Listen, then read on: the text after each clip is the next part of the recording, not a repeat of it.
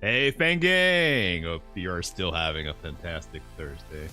I am feeling fantastic after a nap, although I did not want to get out of bed. But it's fine, because I got my reading glasses. Reading more Dracula. I was not feeling good the other day, so we left off halfway through this chapter, didn't we? What happened the other day? I know we're starting here on the 29th of September. This was a Dr. Seward section. That's right, they were staking out vampire puns. They were staking out the graveyard where Lucy was interred and discovered the first night that her body was missing, and the next day her body was back, which confirmed somewhat indirectly to John, who is hard coping right now, that Lucy is a vampire, although they haven't dropped the... No, they have dropped the word vampire because they're drawing it from the vampire bats.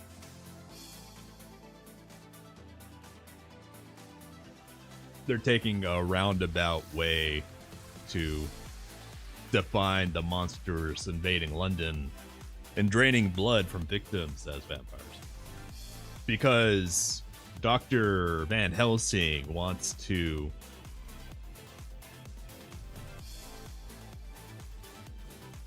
Dr. Seward is Van Helsing's old pupil and his star pupil. And because of that, Van Helsing seems to want to have Dr. Seward find his own logic to explain the situation correctly, rather than being told and spoon-fed everything in a kind of roundabout way. Which makes sense to me. Although I think in the circumstances it's a little much. But let us get back into it with chapter, is it 16? Maybe. Out of the way. With more Dracula by Bram Stoker. Starting with Dr. Seward's journal on the 29th of September at night, when I switch over the music instead of forgetting. There we go. A little before 12 o'clock, we three, Arthur, Quincy Morris, and myself, called the professor. It was odd to notice that by common consent, we had all put on black clothes. Of course, Arthur wore black, for he was in deep mourning. Arthur's father, his fiancée, which is Lucy, and Lucy's mother have all died within the week, so he's mourning. But the rest of us wore it by instinct. We got to the churchyard by 1:30 and strolled about, keeping out of official observation, so that when the gravediggers had completed their task, and the sexton, under the belief that everyone had gone, had locked the gate, we had the place all to ourselves. Van Helsing, instead of his little black bag, had with him a long leather one, something like a cricketing bag. I assume a sports bag for cricket. Like, I'm guessing it means it's like a long duffel bag for like cricket bats? I'm guessing? Anyways, it was manifestly of fair weight. The last we saw of Van Helsing, it was an undelivered letter from him to Dr. Seward in the event that Dracula got Van Helsing, because Helsing was going to do a solo stakeout of the graveyard. So it seems like Van Helsing has survived being yoinked by Dracula. But I feel like we're missing some details there.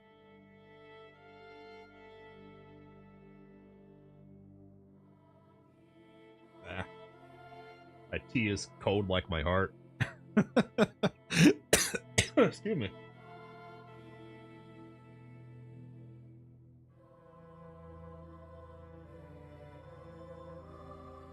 I'm a little phlegmy after that nap.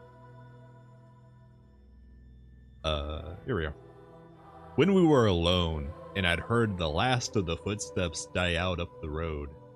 We silently, and as if by ordered intention, followed the professor to the tomb. He unlocked the door and we entered, closing it behind us. Then he took from his bag the lantern, which he lit, and also 2 wax candles, which, when lighted, he stuck by melting their own ends on the other coffins, so that they might give light sufficient to work by. When he again lifted the lid off Lucy's coffin, we all looked, Arthur trembling like an aspen. What does that mean? Like the tree? Do aspen trees tremble? Huh. And saw that the body lay there in all its death beauty. Excuse me.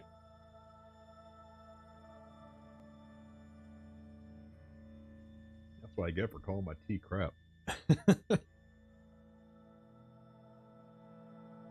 One moment. I need to put on my wrist brace. Bear with me. I'm a little slow and doddering after I got up from my nap like 5 minutes ago. Bear with me. Okay. And saw that the body lay there in all its death beauty. But there was no love in my own heart, nothing but loathing for the foul thing which had taken Lucy's shape without her soul. I could see even Arthur's face grow hard as he looked. Presently, he said to Van Helsing, "Is this really Lucy's body, or only a demon in her shape? It is her body, and yet not it. But wait a while, and while you all see her as she was, and is." Every day I forget Van Helsing talks so weirdly. One moment.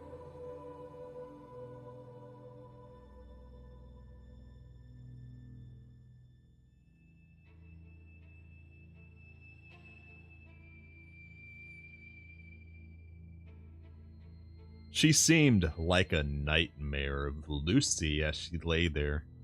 The pointed teeth, the blood-stained voluptuous mouth, which it made one shudder to see, the whole carnal and unspiritual appearance, seeming like a devilish mockery of Lucy's sweet purity.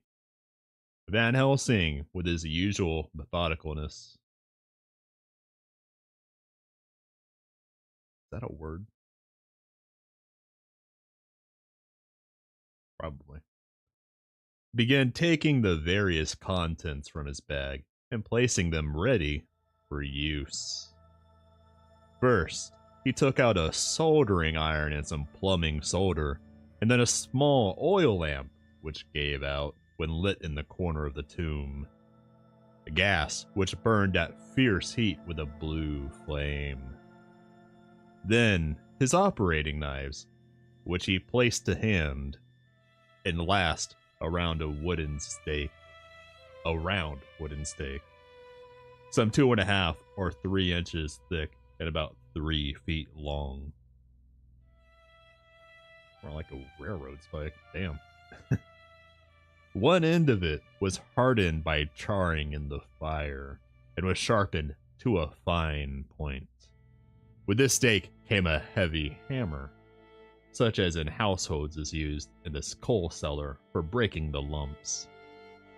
To me, the doctor's preparations for work of any kind are stimulating and bracing. But the effect of these things on both Arthur and Quincy was to cause them a sort of consternation.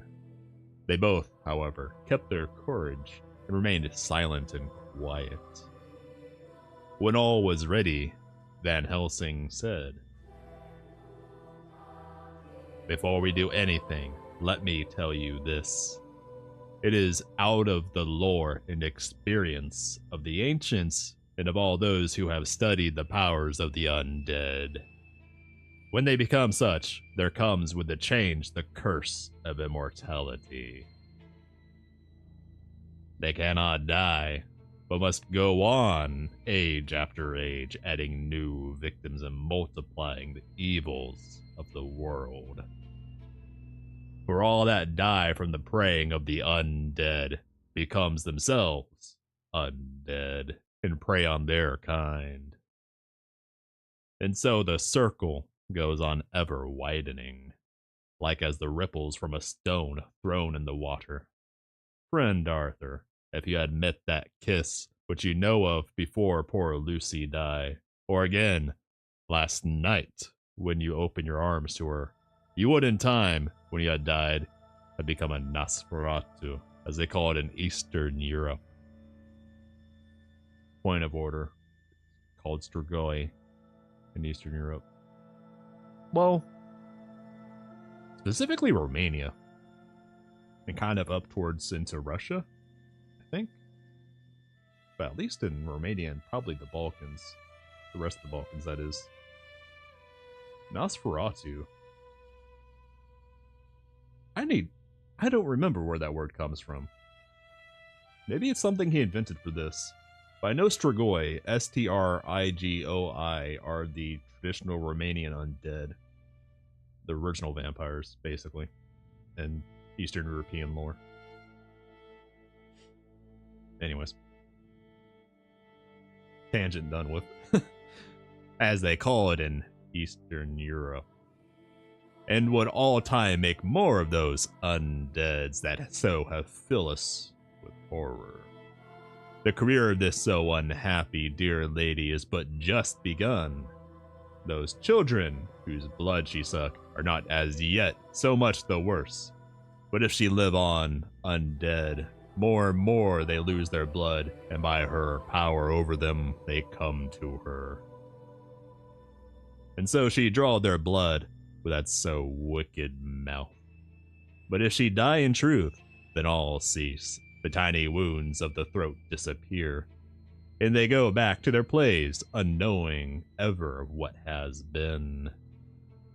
But of the most blessed of all, when this now undead be made to rest as true dead, then the soul of the poor lady whom we love shall again be free.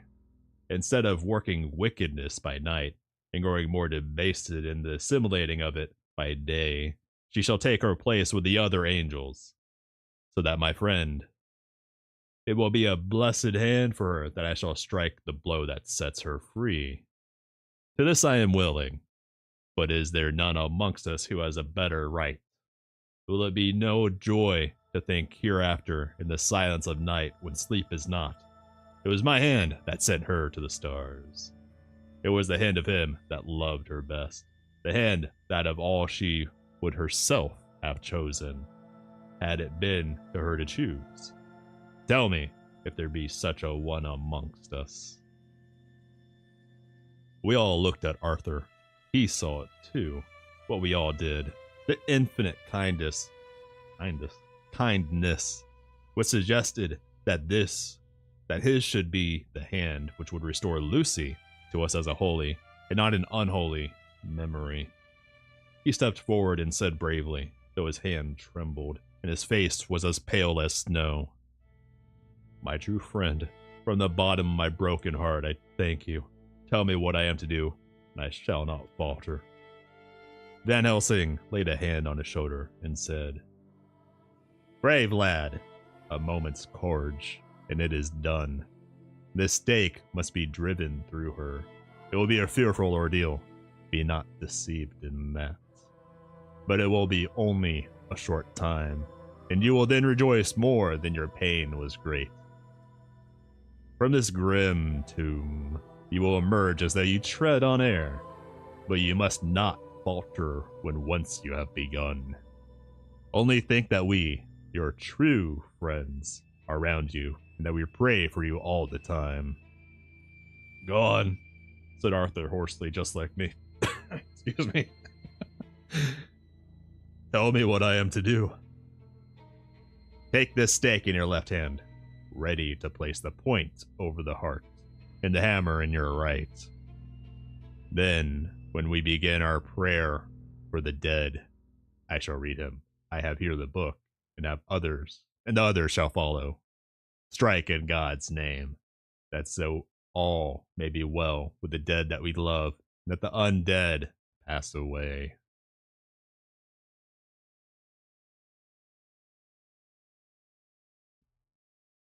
Arthur took the stake and the hammer, and when once his mind was set on action, his hands never trembled nor even quivered. Van Helsing opened his missal and began to read, and Quincy and I followed as well as could. Arthur placed the point over the heart, and as I looked, I could see its dent in the white flesh. Then he struck with all his might. The thing in the coffin writhed, and a hideous, blood-curdling screech came from the opened red lips. The body shook and quivered and twisted in wild contortions. The sharp, white teeth champed together till the lips were cut and the mouth was smeared with a crimson foam. But Arthur never faltered. He looked like a figure of Thor as his untrembling arm rose and fell, driving deeper and deeper the mercy-bearing stake, whilst the blood from the pierced heart welled and spurted up round it. His face was set, and high duty seemed to shine through it. The sight of it gave us courage, so that our voices seemed to ring through the little vault. And then the writhing and quivering of the body became less, and the teeth seemed... what was I saying there? Seemed to champ, and the face to quiver. Finally, it lay still. The terrible task was over. The hammer fell from Arthur's hand. He reeled, and would have fallen had we not caught him. The great drops of sweat sprang from his forehead, and his breath came in broken gasps. It had indeed been an awful strain on him, and had he not been forced to his task by more than human considerations, he could never have gone through with it. For a few minutes, we were so taken up with him that we did not look towards the coffin. When we did, however, a murmur of startled surprise ran from one to the other of us. We gazed so eagerly that Arthur rose, for he had been seated on the ground, and came and looked too. And then a glad, strange light broke over his face, and dispelled altogether the gloom of horror that laid upon it. There, in the coffin, lay no longer the foul thing that we had so dreaded and grown to hate. The work of her destruction was yielded as a privilege to the one best entitled to it. But Lucy, as we had seen her in life, with her face of unequaled sweetness and purity. True that there were, as we had seen them in life, the traces of care and pain and waste. But these were all dear to us, for they marked her truth to what we knew. One and all, we felt the holy calm that lay like sunshine over the wasted face and form was only an earthly token and symbol of the calm that was to reign forever. Van Helsing came and laid his hand on Arthur's shoulder and said to him, "And now, Arthur, my friend, dear lad, am I not forgiven?" The reaction of the terrible strain came as he took the old man's hand in his, and raising it to his lips, pressed it, and said, "Forgiven! God bless thee that you have given my dear one her soul again, and me peace." He put his hands on the professor's shoulder, and laying his head on his breast, cried for a while silently, whilst we stood unmoving. When he raised his head, Van Helsing said to him, "And now, my child, you may kiss her. Kiss her dead lips, if you will, as she would have you to, if for her to choose. For she is not a grinning devil now, not any more a foul thing for all eternity. No longer is she the devil's undead. She is God's true dead, whose soul is with him. Arthur bent and kissed her, and then we sent him and Quincy out of the tomb. The professor and I sawed the top off the stake, leaving the point of it in the body. Then we cut off the head and filled the mouth with garlic. We soldered up the leaden coffin and screwed on the coffin lid, and gathering up our belongings, came away. When the professor locked the door, he gave the key to Arthur. Outside, the air was sweet, the sun shone, and the birds sang, and it seemed as if all nature were tuned to a different pitch. There was gladness and mirth and peace everywhere, for we were at rest ourselves on one account, and we were glad, though it was with a tempered joy. Before we moved away, Van Helsing said, "Now, my friends, one step of our work is done. One the most harrowing to ourselves, but there remains a greater task. To find out the author of all this our sorrow, and to stamp him out. I have clues which we can follow, but it is a long task, and a difficult, and there is danger in it, and pain. Shall you not all help me? We have learned to believe, all of us, is it not so? And since so, do we not see our duty? Yes! And do we not promise to go on to the bitter end?" Each in turn, we took his hand, and the promise was made. Then, said the professor as we moved off, "2 nights hence, you shall meet with me and dine together at 7 of the clock with friend John. I shall entreat 2 others, 2 that you know not as yet, and I shall be ready to all our work show and our plans unfold. Friend John, you come with me home, for I have much to consult about, and you can help me. Tonight, I leave for Amsterdam, but shall return tomorrow night, and then begins our great quest.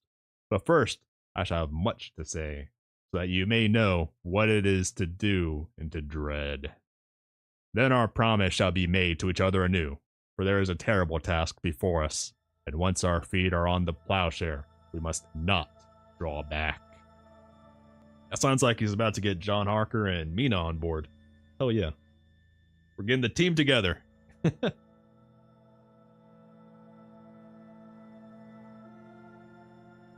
Continuing straight along to chapter 17. Dr. Seward's diary continued. When we arrived at the Berkeley Hotel, Van Helsing found a telegram waiting for him. "I'm coming up by train. Jonathan at Whitby. Important news. Mina Harker." "Konnichiwa to you, Morha. Hope you're doing fantastic. We are reading Dracula by Bram Stoker. The classic, the original vampire story." The professor was delighted. "Ah, that wonderful Madame Mina," he said. "Pearl among women. She arrived. But I cannot stay. She must go to your house, friend John. You must meet her at the station. Telegraph her en route, so that she may be prepared." When the wire was dispatched, he had a cup of tea. Over it, he told me of a diary kept by Jonathan Harker when abroad, and gave me a typewritten copy of it.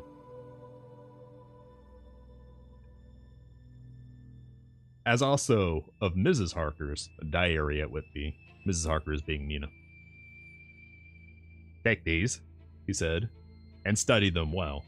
When I have returned, you will be master of all the facts, and we can then better enter on our inquisition. Keep them safe, for there is in them much of treasure. You will need all of your faith, even if you who have had such an experience as that of today. What is here told?" He laid his hand heavily and gravely on the packet of papers as he spoke. "May be the beginning of the end to you and me and many another, or it may sound the knell of the undead who walk the earth. Read all, I pray you, with the open mind. And if you can add in any way to the story here told, to do so, for it is all important. You have kept diary of all these so strange things, is it not so? Yes. Then we shall go through all these together when we meet. He then made ready for his departure, and shortly after drove off to Liverpool Street. I took my way to Paddington, where I arrived about 15 minutes before the train came in.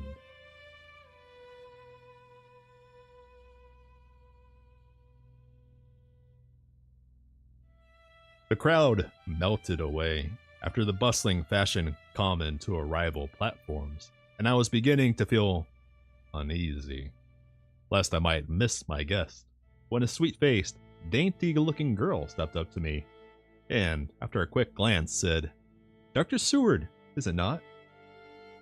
"And you are Jonathan?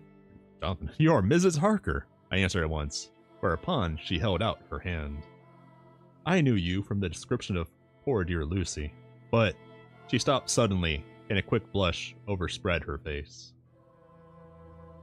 The blush that rose to my own cheeks somehow set us both at ease, for it was a tacit answer to her own. I got her luggage, which included a typewriter, and we took the underground to Fenchurch Street, after I had sent a wire to my housekeeper to have a sitting room and bedroom prepared at once for Mrs. Harker. In due time, we arrived. She knew, of course, that the place was a lunatic asylum, but I could see that she was unable to repress a shudder when we entered. She told me that, if she might, she would come presently to my study, as she had much to say.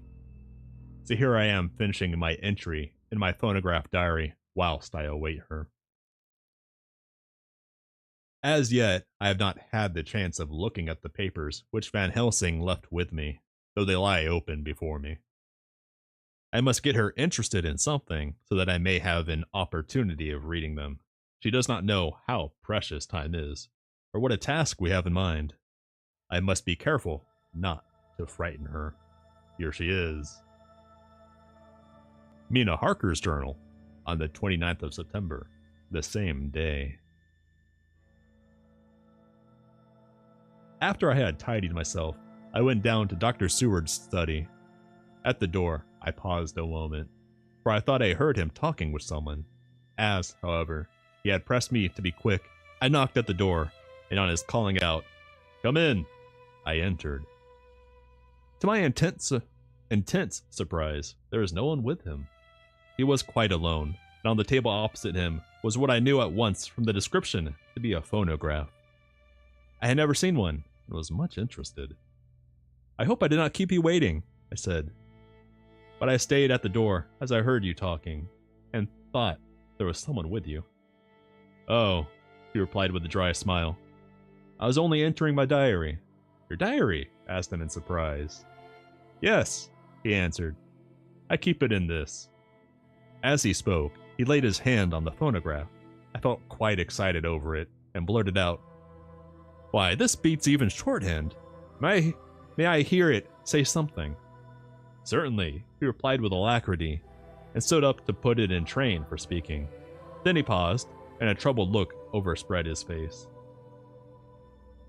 "The fact is," he began awkwardly, "I only keep my diary in it, and as it is almost entirely, about my cases, it may be awkward. That is, he stopped, and I tried to help him out of his embarrassment. "You helped to attend dear Lucy at the end. Let me hear how she died. For all that I know of her, I shall be very grateful. She was very, very dear to me." To my surprise, he answered with a horror-struck look in his face. "Tell you of her death? Not for the wide world." "Why not?" I asked, for some grave, terrible feeling was coming over me. Again he paused, and I could see that he was trying to invent an excuse. At length he stammered out, "You see, I do not know how to pick out any particular part of the diary." Even while he was speaking, an idea dawned upon him, and he said with unconscious simplicity, in a different voice, and with the naivety of a child, "That's quite true, upon my honor. Honest Indian. I could not but smile, at which he grimaced. I gave myself away that time, he said. But do you know that, although I have kept the diary for months past, it never once struck me how I was going to find any particular part of it in case I wanted to look it up. By this time, my mind was made up that the diary of a doctor who attended Lucy might have something to add to the sum of our knowledge of that terrible being, and I said boldly, "Then, Dr. Seward, you had better let me copy it out for you on my typewriter." He grew to a positively deathly pallor as he said, "No, no, no.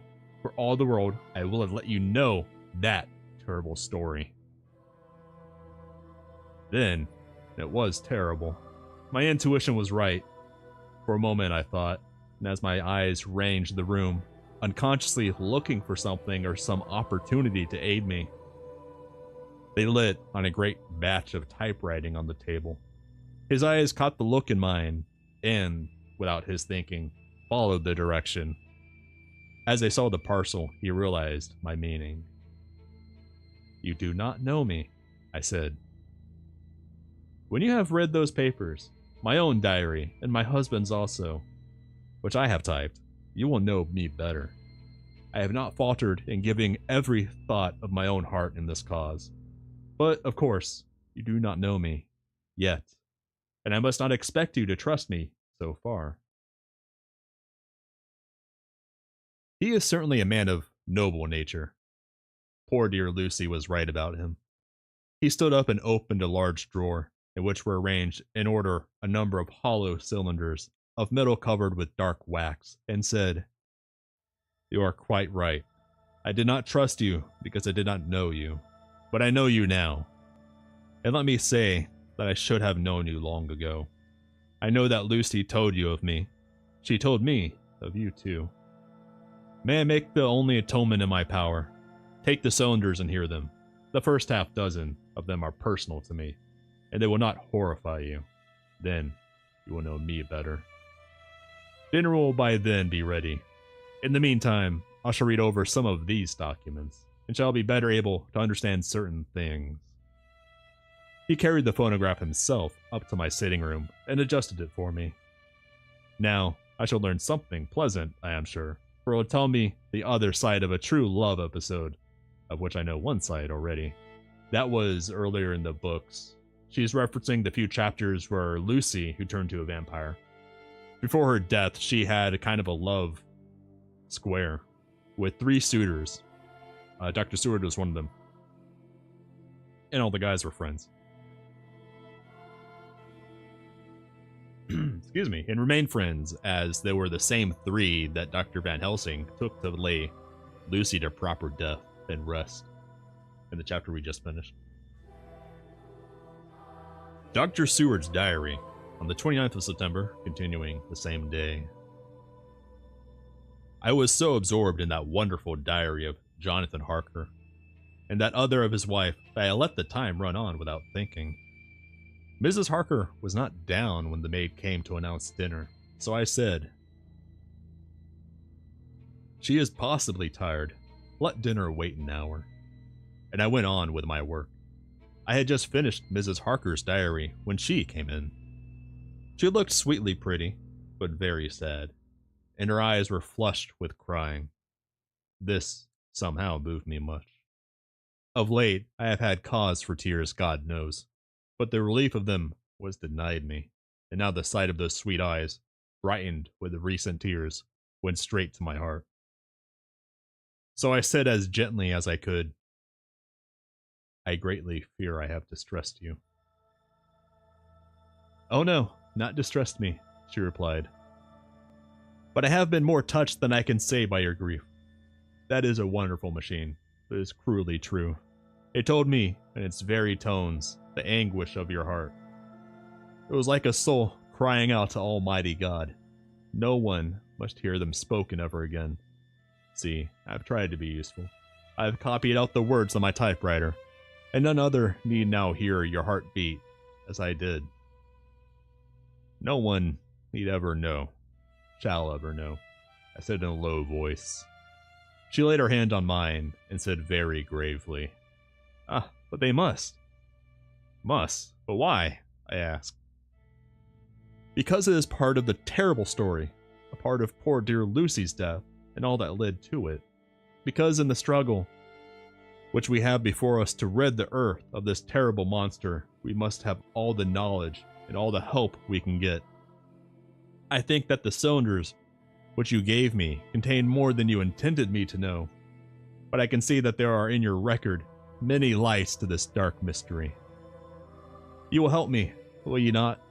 I know all up to a certain point, and I see already, though your diary only took me to 7th of September, how poor Lucy was beset, and how her terrible doom was being wrought out.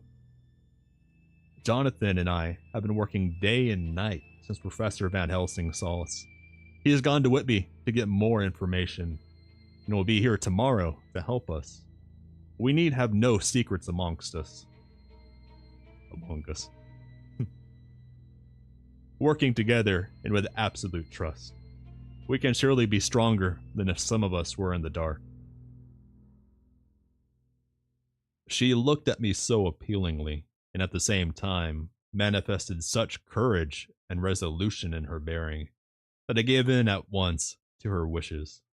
"You shall," I said, "do as you like in the matter. God forbid, God forgive me if I do wrong. There are terrible things yet to learn of. But if you have so far traveled on the road to poor Lucy's death, you will not be content, I know, to remain in the dark. Nay, then, the very end may give you a gleam of peace.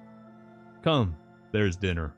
We must keep one another strong for what is before us. We have a cruel and dreadful task.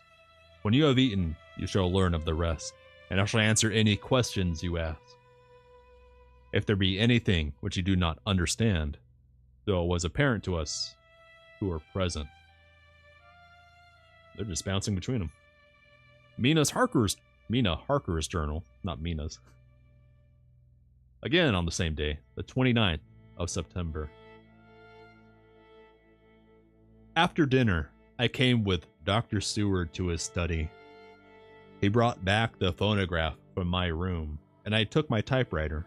He placed me in a comfortable chair and arranged the phonograph so that I could touch it without getting up, and showed me how to stop it in case I should want to pause. Then he very thoughtfully took a chair with his back to me so that I might be as free as possible and began to read. I put the forked metal to my ears and listened. When the terrible story of Lucy's death and all that followed was done, I lay back in my chair powerless. Fortunately, I am not of a fainting disposition. When Dr. Seward saw me, he jumped up with a horrified exclamation, and hurriedly took a case bottle from a cupboard and gave me some brandy, which in a few minutes somewhat restored me. My brain was all in a whirl, and only that there came through all the multitude of horrors the holy ray of light that my dear, dear Lucy was at last at peace. I do not think I could have borne it without making a scene. It was all so wild and mysterious and strange that if I had not known Jonathan's experience in Transylvania, I could not have believed. As it was, I didn't know what to believe, and so got out of my difficulty by attending to something else. I took the cover off my typewriter and said to Dr. Seward, "Let me write this all out now. We must be ready for Dr. Van Helsing when he comes. I have sent a telegram to Jonathan to come on here when he arrives in London from Whitby. In this matter, dates are everything, and I think that if we get all our material ready and have every item put in chronological order, we shall have done much. You tell me that Lord Godalming and Mr. Morse are coming too. Let us be able to tell him when they come." Excuse me. Lost my breath there at the end.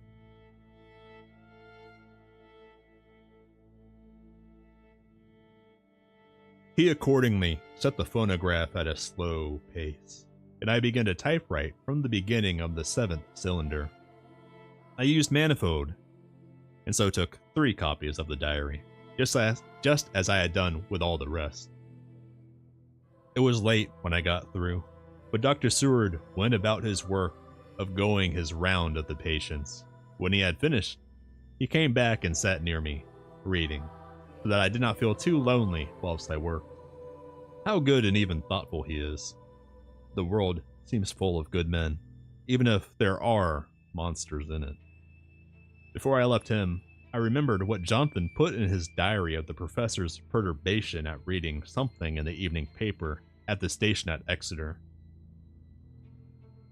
So, seeing that Dr. Seward keeps his newspapers, I borrowed the files of the Westminster Gazette and the Pall Mall Gazette and took them to my room. I remember how much the Daily Graph and the Whitby Gazette, of which I had made cuttings, helped us to understand the terrible events at Whitby when Count Dracula landed. He crashed his ship ashore, and so embarrassed turned into a dog and ran off. So I shall look through the evening papers since then, and perhaps I shall get some new light. I am not sleepy, and the work will help me to keep quiet. That just put this entire book in a new light, where now it's sounding that Dracula the book is actually turning out to be Mina's notes that she's compiling, because we've been getting these newspaper segments as we've been going on. And that would also explain why it's always so on point with the dates, even though I'm too small brain usually to keep track of them all. Like, I think this story started way back in April. I think. It's been a few months since the story started.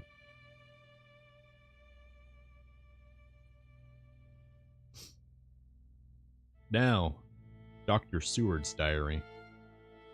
The next day, the 30th of September. Mr. Harker arrived at 9 o'clock. He had got his wife's wire just before starting. He is uncommonly clever, if one can judge from his face, and full of energy. If this journal be true, and judging by one's own wonderful experiences, it must be. He is also a man of great nerve. That going down to the vault a second time was a remarkable piece of daring. That was in early on in the book when Jonathan was attempting to escape. He climbed a vertical wall out a window down to a lower level. After reading his account of it, I was prepared to meet a good specimen of manhood. Why you looking down there, bro? But hardly the quiet, businesslike gentleman who came here today. Hey, Neve, hope you're doing good. Welcome back.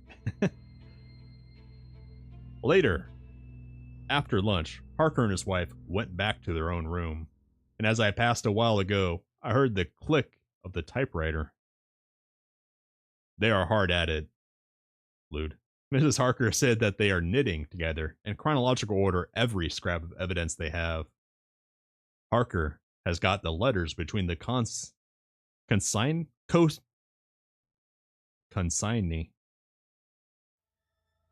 I don't think that N should be there. I think there should be consignee. Whatever. Of the boxes at Whitby and the carriers in London who took charge of them. He is now reading his wife's transcript of my diary. I wonder what they make out of it. Here it is. Are they winning? Or are we winning? Yeah, we're winning. We finished the last chapter at the beginning of this stream, where they finally put Lucy to proper death, so she's no longer a vampire. And it was a rather gory affair as they drove the stake through her, cut off her head, and filled her mouth with garlic. But Lucy is properly dead now, and it can no longer spread the vampire curse.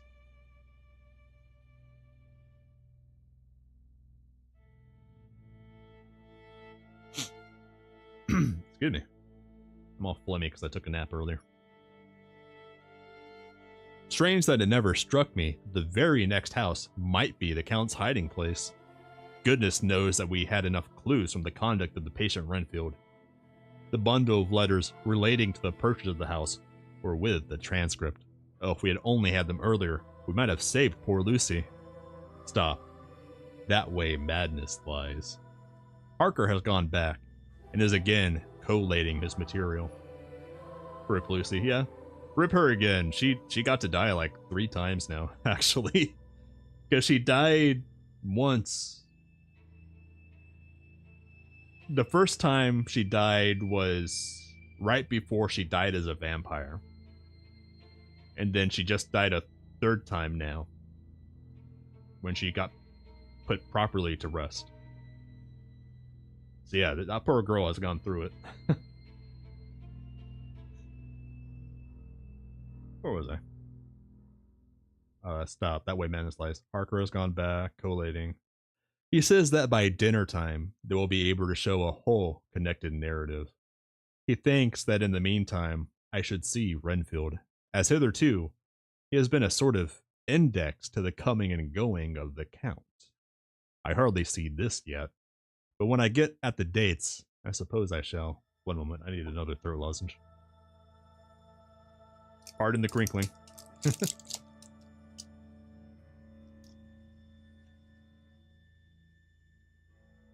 What a good thing. What a good thing that Mrs. Harker put my cylinders into type. We never could have found the dates otherwise. Oh yeah, because you just joined in, Neve. It turns out that the book Dracula appears to be the writings of Mrs. Harker that she's collating and putting together. So that's a nice little twist to the story. I found Renfield sitting placidly in his room with his hands folded, smiling benignly. At the moment, he seemed as sane as anyone I ever saw. I sat down and talked with him on a lot of subjects, all of which he's treated naturally. He then, of his own accord, spoke of my going home, a subject he has never mentioned to my knowledge during his sojourn here. In fact, he spoke quite confidently of getting his discharge at once. I believe that, had I not had the chat with Harker and read the letters and the dates of his outbursts, I should have been prepared to sign for him after a brief time of observation. Why the hell would you do that after all his violent episodes? The dude's insane. As it is, I am darkly suspicious. All those outbreaks were in some way linked with the proximity of the Count. What then does this absolute content mean? Can it be that his instinct is satisfied as to the vampire's ultimate triumph? Stay, he is himself zoophagous, and in his wild ravings outside the chapel door of this deserted house, he always spoke of Master. This all seems confirmation of our idea. However, after a while I came away. My friend is just a little too sane at present to make it safe to probe him too deep with questions. He might begin to think, and then... So I came away. I mistrust these quiet moods of his. So I have given the intendant a hint to look closely after him, and to have a straight waistcoat ready in case of need. Jonathan Harker's journal, the same day, the 29th of September, in train to London. When I received Mr. Billington's courteous message that he would give me any information in his power, I thought it best to go down to Whitby and make, on the spot, such inquiries as I wanted. It was now my object to trace that horrid cargo of the Count's to its place in London. Later, we may be able to deal with it. Billington Jr., a nice lad, met me at the station and brought me to his father's house, where they had decided that I must stay the night. They are hospitable, with true Yorkshire hospitality. Give a guest everything, and leave him free to do as he likes. They all knew that I was busy, and that my stay was short, and Mr. Billington had ready in his office all the papers concerning the consignment of boxes. It gave me almost a turn to see again one of the letters which I had seen on the Count's table before I knew of his diabolical plans. Everything had been carefully thought out and done systematically and with precision. He seemed to have been prepared for every obstacle which might be placed by accident in the way of his intentions being carried out. To use an Americanism, he had taken no chances, and the absolute accuracy with which his instructions were fulfilled was simply the logical result of his care. I saw the invoice and took note of it. 50 cases of common earth to be used for experimental purposes. Also, the copy of letter to Carter Patterson and their reply. Of both of these, I got copies. This was all the information Mr. Billington could give me, so I went down to the port and saw the Coast Guards, the customs officers, and the harbor master. They had all something to say of the strange entry of the ship, which is already taking its place in local tradition, but no one could add to the simple description. 50 cases of common earth. I then saw the station master, who kindly put me in communication with the men who had actually received the boxes.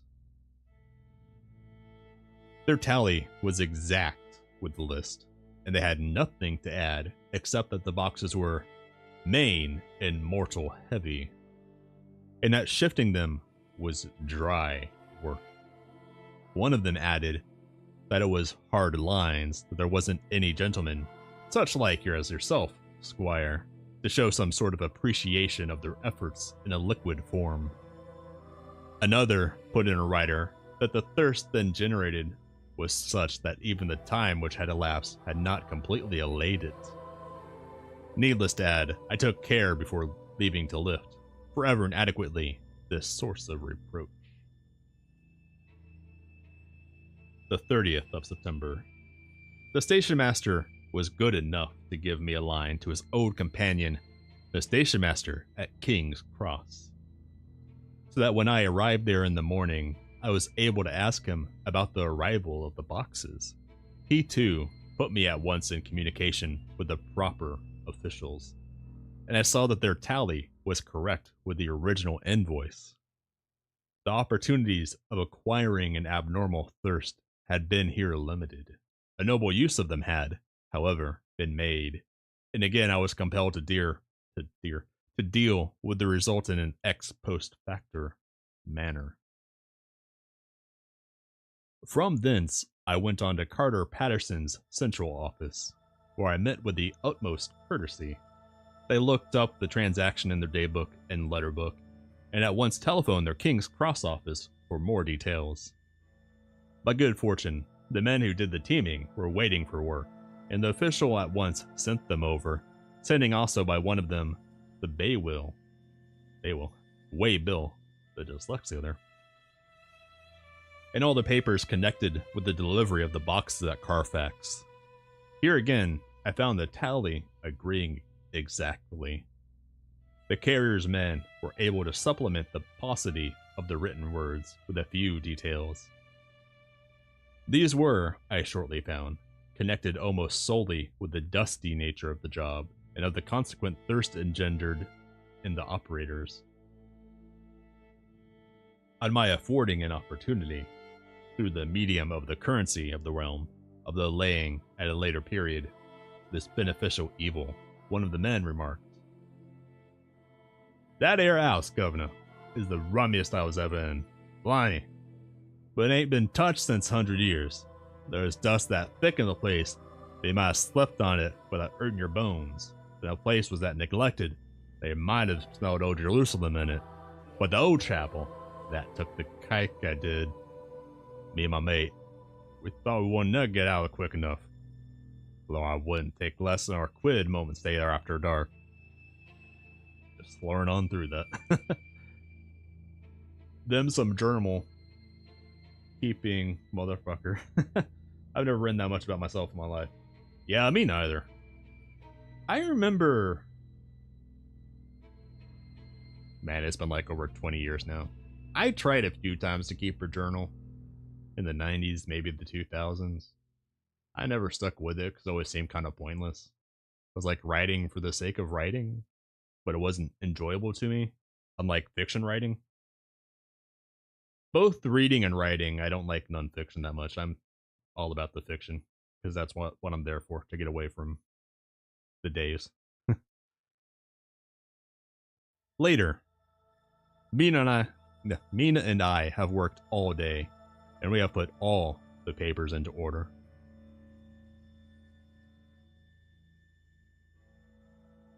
Mina Harker's journal, the same day, the 30th of September.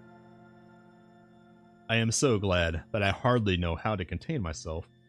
It is, I suppose, the reaction from the haunting fear which I have had, that this terrible affair and the reopening of this old wound might act detrimentally on Jonathan. I saw him leave for Whitby with as brave a face as I could, but I was sick with apprehension. The effort has, however, done him good. He was never so resolute, never so strong, never so full of volcanic energy as at present. It is just as that dear, good Professor Van Helsing said. He is true grit, and he improves under strain that would kill a weaker nature. He came back full of life and hope and determination. We have got everything in order for tonight. I feel myself quite wild with excitement. I suppose one ought to pity anything so haunted as is the Count. That is just it. This thing is not human. Rude. We're still human. Not even beast. Rude. We're not beasts. To read Dr. Seward's account of poor Lucy's death, and what followed is enough to dry up the springs of pity in one's heart. Later, Lord Godalming and Mr. Morse arrived earlier than we expected. Dr. Seward was out on business and had taken Jonathan with him, so I had seen to them. It was to me a painful meeting, for it brought back all poor dear Lucy's hopes of only a few months ago. Of course, they had heard Lucy speak of me, and it seemed that Dr. Van Helsing, too, had been quite blowing my trumpet, as Mr. Morse expressed it. Poor fellows. Neither of them is aware that I know all about the proposals they made to Lucy. They did not quite know what to say or do, as they were ignorant of the amount of my knowledge, so they had to keep on neutral subjects. However, I thought the matter over, and came to the conclusion that the best thing I could do would be to post them in affairs right up to date. I knew from Dr. Seward's diary they had been at Lucy's death, her real death, and that I need not fear to betray any secret before the time. So I told them, as well as I could, that I had read all the papers and diaries, and that my husband and I, having typewritten them, had just finished putting them in order.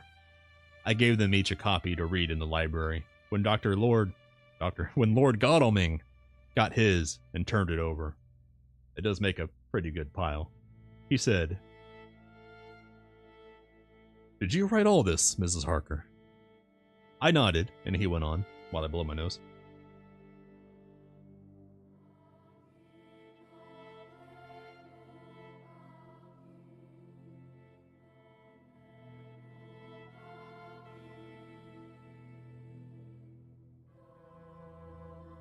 Pardon me.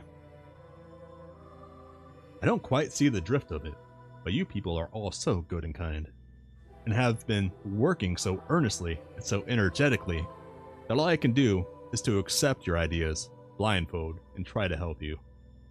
I've had one lesson already in accepting facts that should make a man humble to the last hour of his life. Besides, I know you loved poor Lucy, dear. Here, he turned away and covered his face with his hands. I could hear the tears in his voice. Is Lord Godalming Arthur? Are they the same person? He's all broken up like Arthur has been. I assumed Lord Godalming was someone else. Maybe it is Arthur. Okay. Where was I? Here, Mr. Morris. Yeah. Mr. Morris, with instinctive delicacy, just laid a hand for a moment on his shoulder, and then walked quietly out of the room. I suppose there is something in woman's nature that makes a man free to break down before her and express his feelings on the tender or emotional side without feeling it derogatory to his manhood. For when Lord Godalming found himself alone with me, he sat down on the sofa and gave way utterly and openly. I sat down beside him and took his hand. I hope he didn't think it forward of me, and that if he ever thinks of it afterwards, he never will have such a thought. There I wrong him. I know he never will. He is too true a gentleman, I said to him, for I could see that his heart was breaking. I love dear Lucy. I know that she was to you, and what you were to her. She and I were like sisters, and now she is gone. Will you not let me be like a sister to you in your trouble? I know what sorrows you have had, though I cannot measure the depth of them. If sympathy and pity can help in your affliction, wouldn't you let me be of some little service, for Lucy's sake? In an instant, the poor, dear fellow was overwhelmed with grief. It seemed to me that all that he had of late been suffering in silence found a vent at once. He grew quite hysterical, and raising his open hands, beat his palms together in a perfect agony of grief. He stood up and then sat down again, and the tears rained down his cheeks. I felt an infinite pity for him, and opened my arms unthinkingly. With a sob, he laid his head on my shoulder and cried like a wearied child, whilst he shook with emotion. We women have something of the mother in us that makes us rise above smaller matters when the mother spirit is invoked. I felt this big, sorrowing man's head resting on me, as though it were that of the baby that some day may lie on my bosom, and I stroked his hair as though he were my own child. I never thought at the time how strange it all was. After a little bit, his sobs ceased, and he raised himself with an apology, though he made no disguise of his emotion. He told me that for days and nights past, weary days and sleepless nights, he had been unable to speak with anyone, as a man must speak in his time of sorrow. There is no woman whose sympathy could be given to him, or with whom, owing to the terrible circumstance with which his sorrow was surrounded, he could speak freely. I know now how I suffered, he said as he dried his eyes, but I do not know even yet, and none other can ever know, how much your sweet sympathy has been to me today. I shall know better in time, and believe me that, though I am not ungrateful now, my gratitude will grow with my understanding. You will let me be like a brother, will you not, for all our lives, for dear Lucy's sake? For dear Lucy's sake, I said as we clasped hands. Aye, for your own sake, he added. For if a man's esteem and gratitude are ever worth the winning, you have one mind today. If ever the future should bring you to a time when you need a man's help, believe me, you will not call in vain. God grant that no such time may ever come to you to break the sunshine of your life. But if it should ever come, promise me that you will let me know. He was so earnest, and his sorrow was so fresh, that I felt it would comfort him, so I said, I promise. As I came along the corridor, I saw Mr. Morse looking out of the window. He turned as he heard my footsteps. Okay, so Lord Godalming is Arthur. They are the same person. How is Art? He said. Then, noticing my red eyes, he went on. Ah, I see. You have been comforting him. Poor old fellow. He needs it. No one but a woman can help a man when he is in trouble of the heart, and he had no one to comfort him. Oops. He bore his own trouble so bravely that my heart bled for him. I saw the manuscript in his hands, and I knew that when he read it, he would realize how much I knew. So I said to him, I wish I could comfort all who suffer from the heart. Will you let me be your friend, and will you come to me for comfort if you need it? You will know later on why I speak. He saw that I was in earnest, and stooping, took my hand, and raising it to his lips, kissed it. It seemed but poor comfort to so brave and unselfish a soul. And impulsively, I bent over and kissed him. The tears rose in his eyes, and there was a momentary choking in his throat. He said quite calmly, Little girl, you will never regret that true-hearted kindness, so long as ever you live. Then he went into the study to his friend. Little girl, the very words he had used to Lucy. I know, but he proved himself a friend. We're going to do another chapter, but I need to step away real quick to get some water. So I'll be right back.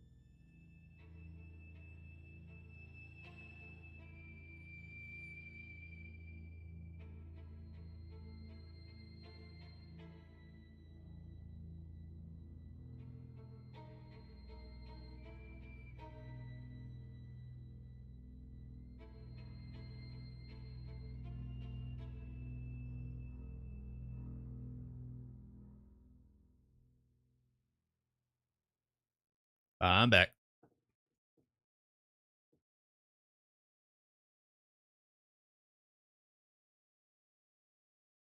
You know what? I feel like being up here. Because I can.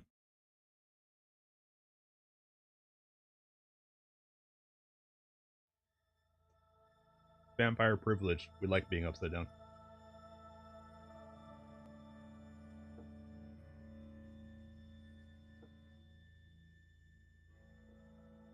Let's boot back up. Okay.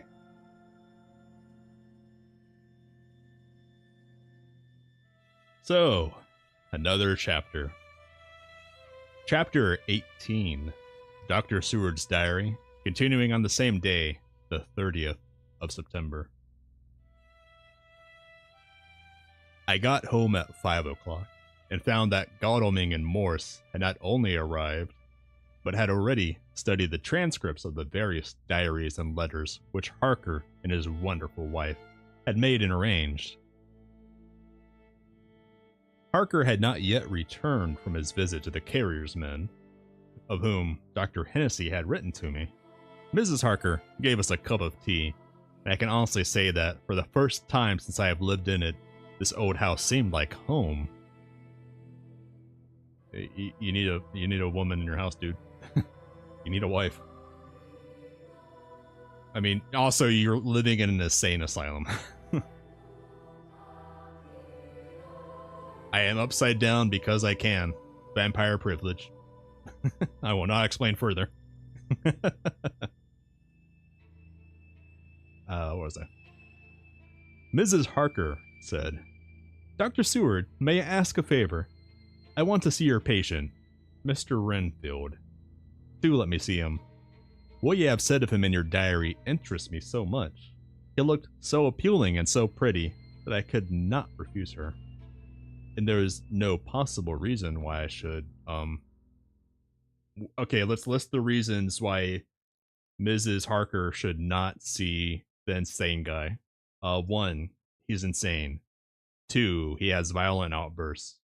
3, he is zoo, whatever that word for it is, where he's feeding animals to each other and then eating the animals because he wants to collect the souls that he eats. 4, he calls goddamn Count Dracula himself master. 5, he has broken out repeatedly. 6, I'm positive there's more.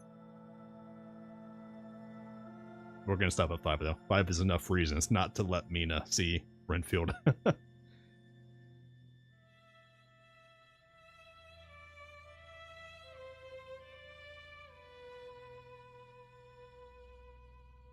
Where was I? Yeah, I know, right? He's so dangerous. Why would you? Where the hell was I? Where was I? No reason why I should. There were. So I took her with me. When I went into the room, I told the man that a lady would like to see him, to which he simply answered, Why? She is going through the house and wants to see everyone in it, I answered. Oh, very well, he said. Let her come in, by all means, but just wait a minute till I tidy up the place. His method of tidying was peculiar. He simply swallowed all the flies and spiders in the boxes before I could stop him. It was quite evident that he feared or was jealous of some interference. When he had got through his disgusting task, he said cheerfully, Let the lady come in, and sat down on the edge of his bed with his head down, but with his eyelids raised that he could see her as she entered. For a moment, I thought that he might have some homicidal intent. Let's just take a moment to go back and reread this line. And there was no possible reason why I should refuse her. Wow, I wonder what homicidal intent means.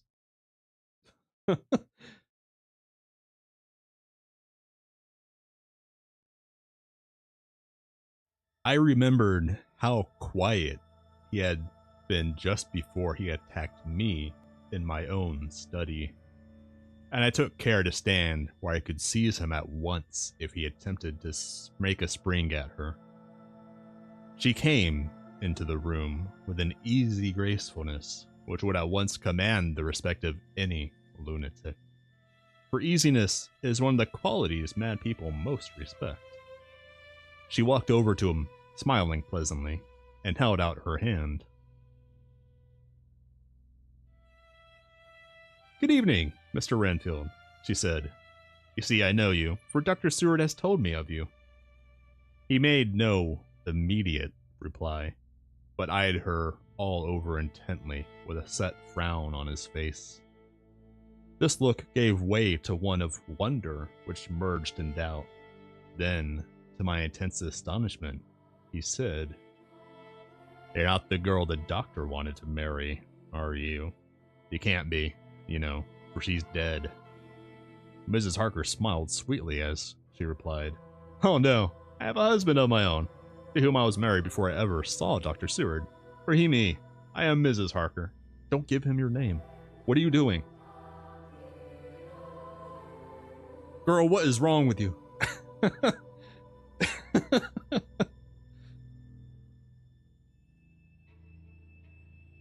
"And then what are you doing here?" "My husband and I are staying on a visit with Dr. Seward."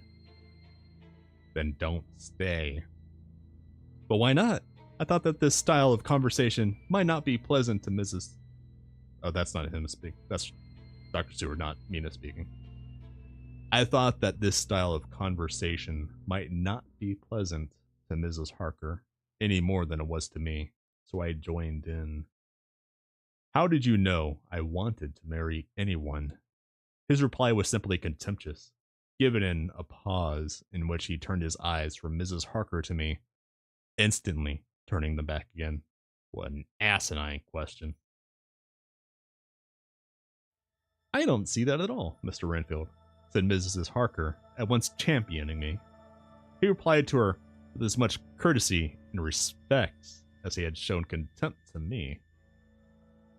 "You will, of course, understand, Mrs. Harker, that when a man is so loved and honored as our host is, everything regarding him is of an interest in our little community.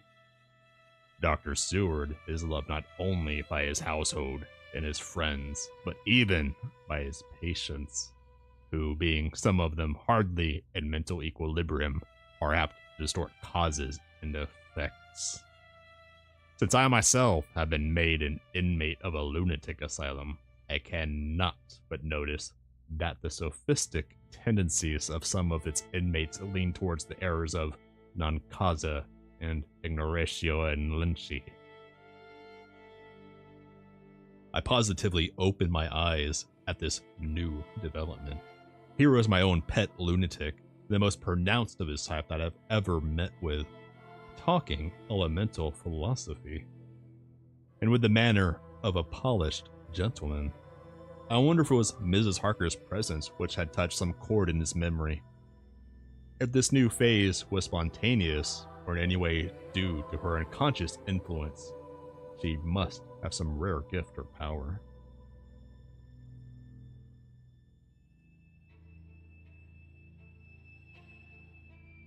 The Arthur just has it on for Mina. He is always hyping her up with every other character. I mean, Mina is a charmer, don't get me wrong.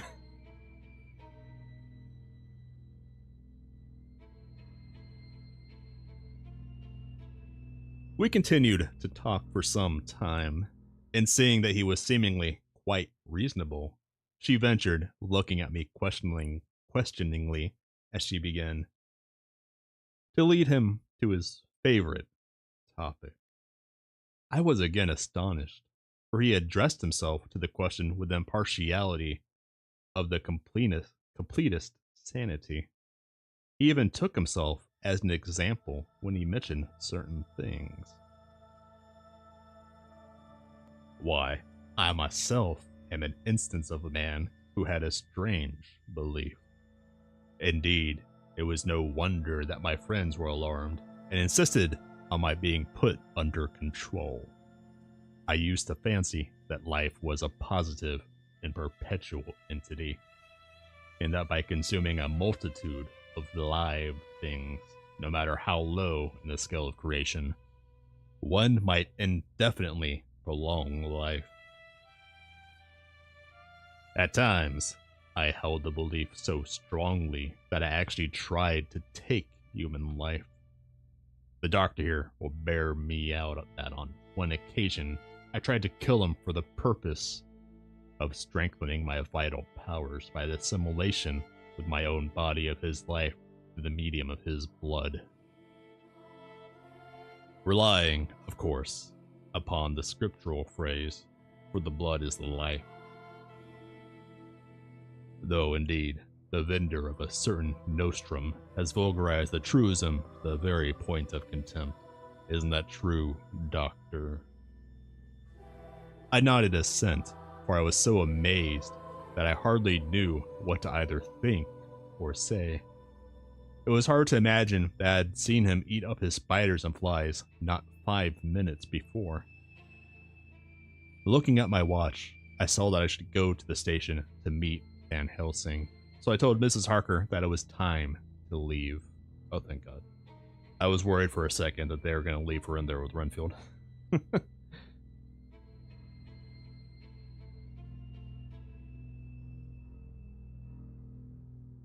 Who was talking here? Mina. She came at once, after saying pleasantly to Mr. Renfield, "Goodbye, and I hope I may see you often, under auspices pleasanter to yourself." To which, to my astonishment, he replied, "Goodbye, my dear. I pray God I may never see your sweet face again. May he bless and keep you." When I went to the station to meet Van Helsing, I left the boys behind me. The boys. the squad. Poor Art seemed more cheerful than he has been since Lucy first took ill. And Quincy is more like his own bright self than he has been for many a long day. Van Helsing stepped from the carriage with the eager nimbleness of a boy. He saw me at once and rushed up to me saying, "Ah, friend John, how goes all? Well, so, I have been busy, for I come here to stay, if need be. All affairs are settled with me, and I have much to tell. Madam Mina is with you? Yes, and their so fine husband, and Arthur, my good friend Quincy, they are with you too? Good. Hey Lunary, how you doing? I had a Phasmophoria stream earlier, a collab with Belzista and Ariel. That was a few hours ago, then I took a nap, and now I'm doing another stream to read more Dracula. Hope you're doing great, Lunary.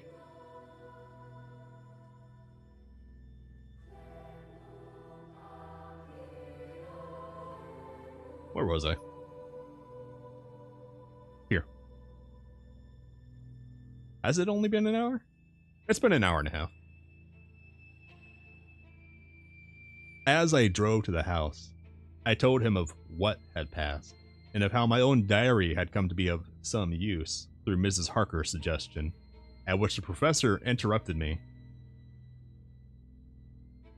Oh, it's all good, Lunary. Thanks for dropping by, though. Ah, that wonderful Madame Mina. She has a man's brain. Rude. A brain that a man should have were he gifted. Much gifted. Whoops. And a woman's heart. The good God fashioned her for a purpose. Believe me, when he made that so good combination. Friend John, up to now, fortune has made that woman of help to us. After tonight, she must not have to do with this so terrible affair. It is not good that she run a risk so great. We men are determined. Nay, are we not pledged to destroy this monster? But it is no part for a woman. Rude. Even if she be not harmed, her heart may fail her, and so much, in so many horrors, and hereafter she may suffer, both in waking from her nerves and in sleep from her dreams. Yeah, what are these lines?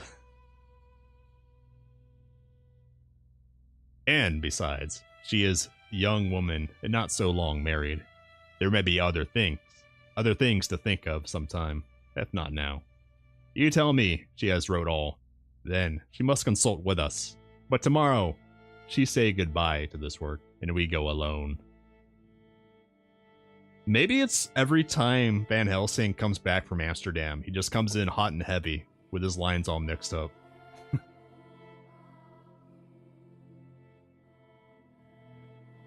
Like it takes him a day in England to like sort out his language. I agreed heartily with him. Don't agree too much. And then I told him what we had found in his absence. That the house which Dracula had bought was the very next one to my own. He was amazed, and a great concern seemed to come on him. Oh, that we had known it before, he said, for then we might have reached him in time to save poor Lucy. However, the milk that is spilt cries not out afterwards. Is that like... I get the saying that he's making. Is that like how they say it in Amsterdam? But whatever, moving on. Moving on. As you say, we shall not think of that, but go on our way to the end.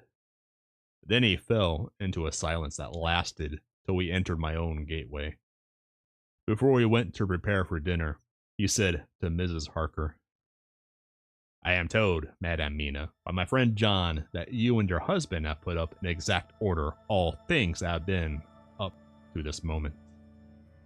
Not up to this moment, Professor, she said impulsively, but up to this morning. But why not up to now? We have seen hitherto how good light all the little things have made. We have told our secrets, yet no one who have told is the worse for it. Mrs. Harker began to blush, and taking a paper from her pockets, she said, Dr. Van Helsing, you will read this, and tell me if it must go on. It is my record of today. I, too, have seen the need of putting down at present everything, however trivial. But there is little in this except what is personal. Must it go in? The professor read it over gravely and handed it back, saying, It need not go in if you do not wish it, but I pray that it may. It can but make your husband love you the more, and all us, your friends, more honor you, as well as more esteem and love. She took it back with another blush and a bright smile. And so now, up to this very hour, all the records we have are complete and in order. The professor took away one copy to study after dinner, and before our meeting, which is fixed for 9 o'clock, the rest of us have already read everything. So when we meet in the study, we shall all be informed as to facts, and can arrange our plan of battle with this terrible and mysterious enemy. Yeah, it's a really weird way to say don't cry over spilt milk. It was so weird it made me pause for a minute.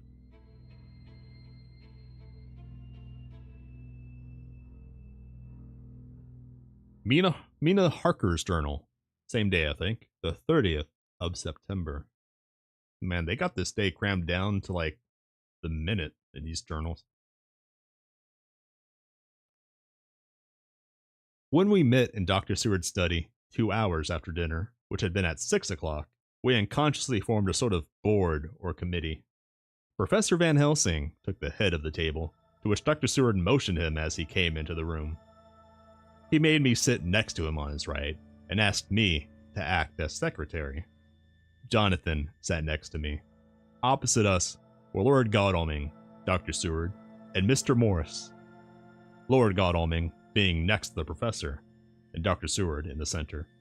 The professor said, I may, I suppose, take it that we are all acquainted with the facts that are in these papers. We all expressed assent, and he went on. Then it were, I think it good that I have tell you something of the kind of enemy which we have to deal. I shall then make known to you something of the history of this man, which has been ascertained for me. So we then can discuss how we shall act, and can take our measure according. There are such beings as vampires. Some of us. Hello. It's one of us. Some of us have evidence that they exist. Even had we not the proof of our own unhappy experience, the teachings and the records of the past give proof enough for sane peoples. I admit that at first I was skeptic, were it not that through long years I have trained myself to keep an open mind. I could not have believed until such time as that fact thunder on my ear. See, I prove. Alas, had I known at the first what now I know, nay, had I even guessed at him, one so precious life had been spared to many of us who did love her. John, the doctor guy with Renfield? Yeah, it's Dr. John Seward, who is the proprietor of the insane asylum that they are all currently... Because he lives in the insane asylum, and they're all staying at his house, which is the insane asylum. But they're not staying inside the insane asylum, they're staying inside of his house, which is not part of it. They were at Dr. Seward's house, and Dr. Renfield is a patient of his insane asylum there. I just talked myself in a circle. Where was I? Alas. Here we go. But that is gone, and we must work so that other poor souls perish not, whilst we can save. The Nosferatu do not die like the bee when he sting once. He is only stronger, and being stronger, have yet more power to work evil. This vampire, which is among us, is of himself so strong in person as 20 men. He is of cunning more than mortal, for his cunning be the growth of ages. Preach. We wise.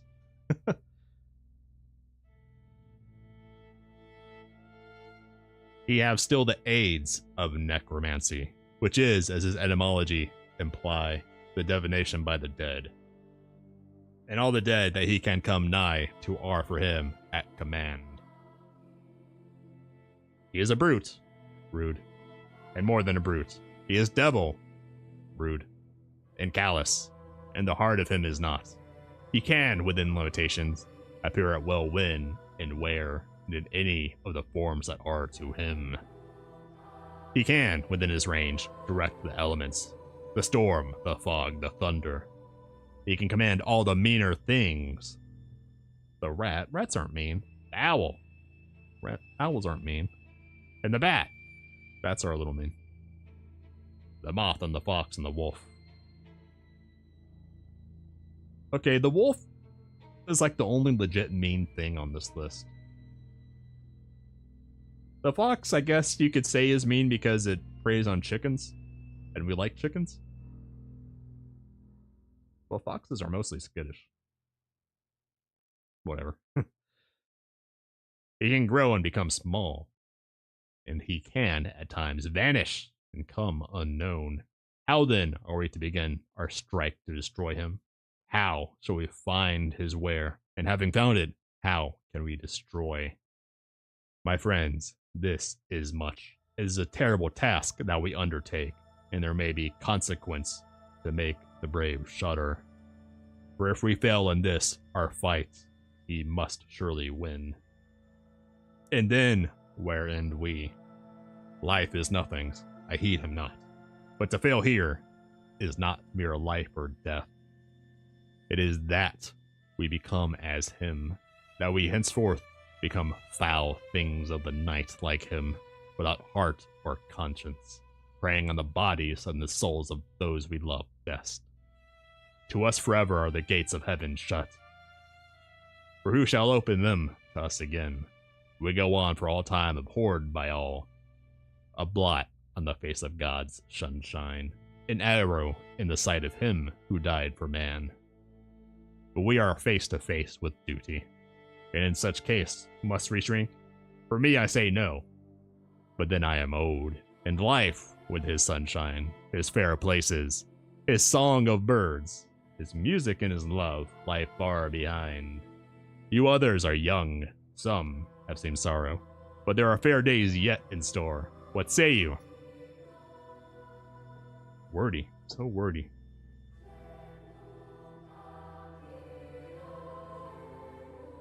Whilst he was speaking, Jonathan had taken my hand.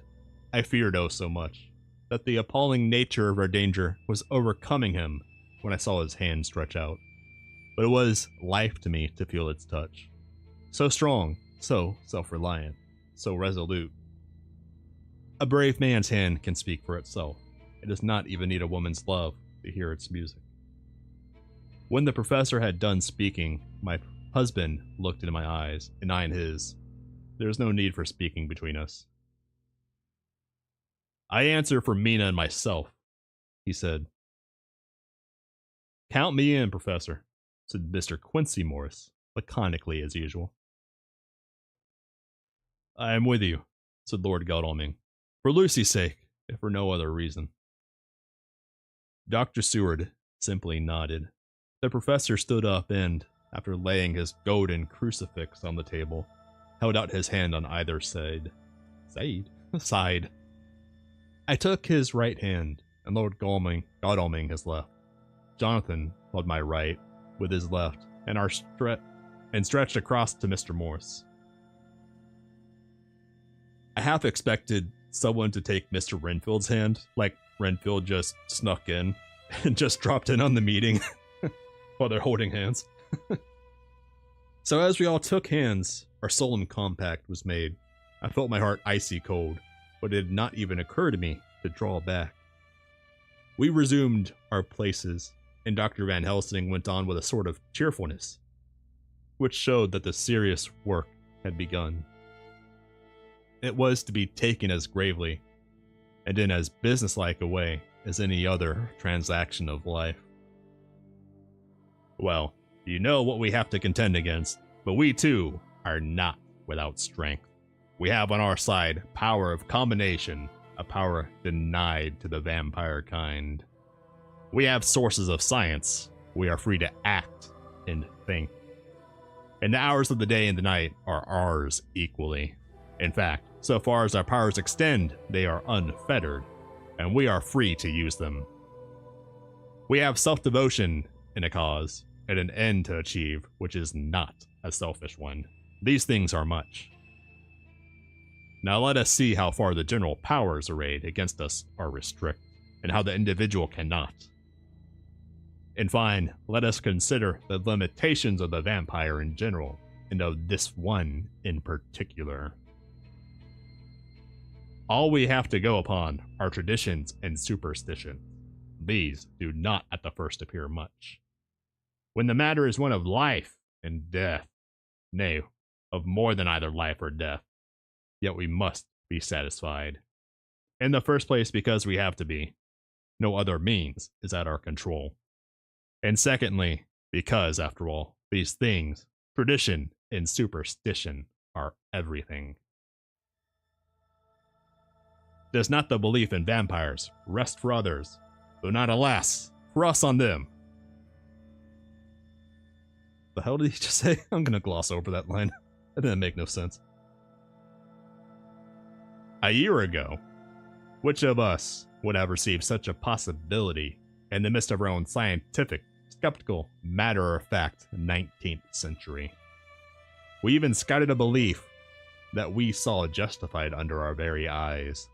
Take it then that the vampire, in the belief in his limitations and his cure, rest for the moment on the same base. For, let me tell you, he is known everywhere that men have been. In old Greece, in old Rome. He flourished in Germany all over, in France and India, even in the Chersonese? I've never heard of the Chersonese before. Hold on, I have to actually stop and Google that, because I have never heard of Chersonese before.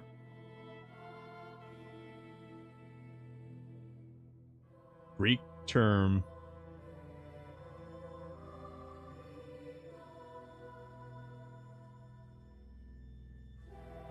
Greek peninsula? But he already mentioned Greece.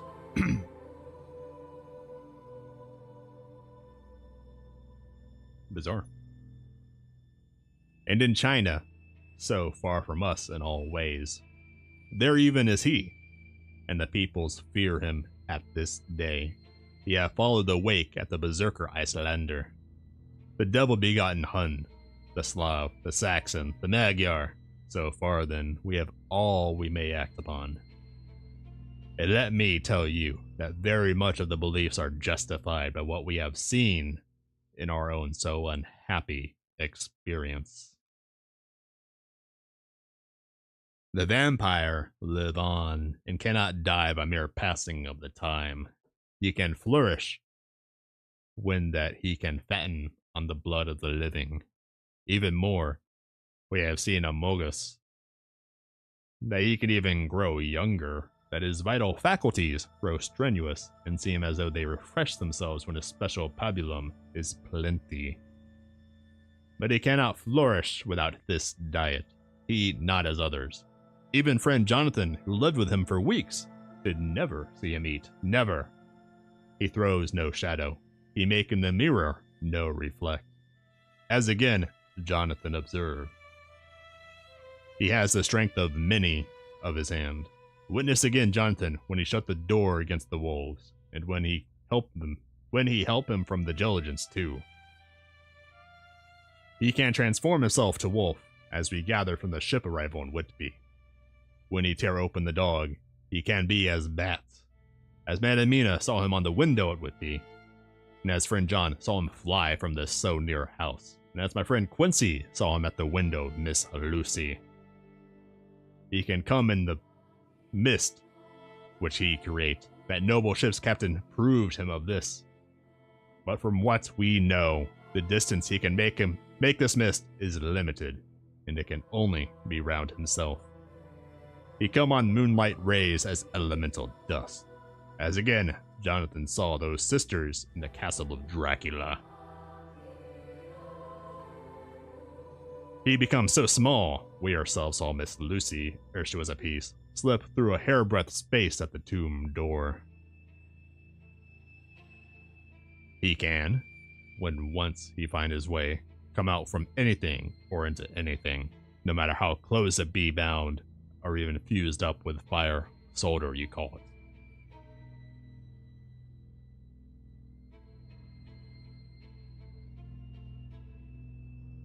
Solder you call it? He can see in the dark, no small power this, and a world which is one half shut from the light. Ah, but hear me though. He can do all these things, yet he is not free. Nay, he is even more a prisoner than the slave of the galley, than the madman in his cell. He cannot go where he lists. He who is not of nature has yet to obey some of nature's laws. Why, we know not. He may not enter anywhere at first, unless there be someone of the household who bid him to come. Though afterwards, he can come as he please. His power ceases, as does that of all evil things, at the coming of the day. Only at certain times can he have limited freedom. If he be not at the place whither he is bound, he can only change himself at noon, or at exact sunrise or sunset. These things are we told, and in this record of ours we have proof by inference. Thus, whereas he can do as he will within his limits, when he have his earth home, his coffin home, his hell home, his place unhallowed. As we saw when we went to the grave of the suicide at Whitby, still, at other time, he can only change when the time come. It is said, too, that he can only pass running water at the slack or at the flood of the tide. Then, there are things which so afflict him that he has no power, as the garlic that we know of. And as for things sacred, as this symbol, my crucifix. That was amongst us, even now when we resolve. To them, he is nothing. But in their presence, he take his place far off and silent with respect. There are others too, which I shall tell you of, lest in our seeking we may need them. The branch of wild rose on his coffin, keep him that he move not from it. A sacred bullet fired into the coffin, kill him so that he be true dead. And as for the stake through him, we know already of its peace, or the cut off head that giveth rest. We have seen it with our eyes. How many pages is this man gonna talk? Thus, when we find the habitation of this man that was, we can confine him to his coffin and destroy him. If we obey what we know, but he is clever. I have asked my friend Arminius of Budapest University to make his record, and from all the means that are, he tell me of what he has been. He must indeed have been that voivode Dracula who won his name against the Turk over the great river on the very frontier of Turkeyland. If it be so, then he was no common man, for in that time, and for centuries after, he was spoken of as the cleverest and the most cunning, as well as the bravest of the sons of the lands beyond the forest. That mighty brain and that iron resolution went with him to his grave, and are even now arrayed against us. The Draculas were, says Arminius, a great and noble race, though now and again were scions who were held by their covils to have had dealings with the evil one. They learned his secrets in the Skullomance, amongst the mountains over Lake Hermannstadt, where the devil claims the 10th scholar as his due. And the records are such words as Strogoika, witch, or dog in Pokol, Satan, and hell. And in one manuscript, this very Dracula is spoken as a vampire, which we all understand too well.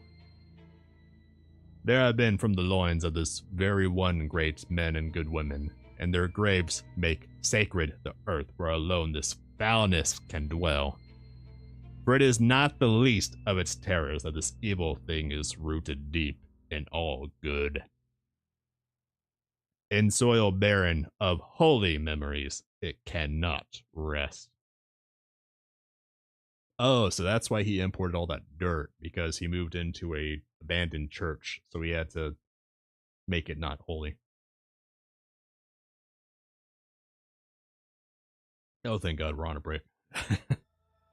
Whilst they were talking, Mr. Morris was looking steadily at the window, and he now got up quietly and went out of the room. There was a little pause, and then the professor went on. Damn it. And now we must settle what we do. We have here much data, and we must proceed to lay out our campaign. We know from the inquiry of Jonathan that from the castle to Whitby came 50 boxes of earth, all of which were delivered at Carfax. We also know that at least some of these boxes have been removed. It seems to me that our first step should be ascertain whether all the rest remain in the house beyond that wall where we look today, or whether any more have been removed. If the latter, we must trace. We were interrupted in a very startling way. You actually heard it's because he can't leave his land, so he has to bring the land with him. Okay, I can see that. It could be both, but that also makes sense. Outside the house came the sound of a pistol shot. The glass of the window was shattered with a bullet, which, ricocheting from the top of the embrasure, struck the far wall of the room. I am afraid, I am at heart a coward, for I shrieked out. This is a Mina section we may have forgotten because it was just Van Helsing stealing the show. The men all jumped to their feet. Lord Godalming flew over to the window and threw up the sash. As he did so, we heard Mr. Morse's voice without. Sorry, I fear I've alarmed you. I shall come in and tell you about it. Excuse me? He only walked to the window, right? Oh, he went out of the room. What the hell is he doing? A minute later, he came in and said, "That was an idiotic thing of me to do, and I ask your pardon, Mrs. Harker, most sincerely. I fear I must have frightened you terribly, but the fact is that whilst the professor was talking there came a big bat and sat on the windowsill. I've got such a horror of the damn brutes from recent events that I cannot stand them, and I went out to have a shot, as I have been doing of late of evenings, whenever I've seen one.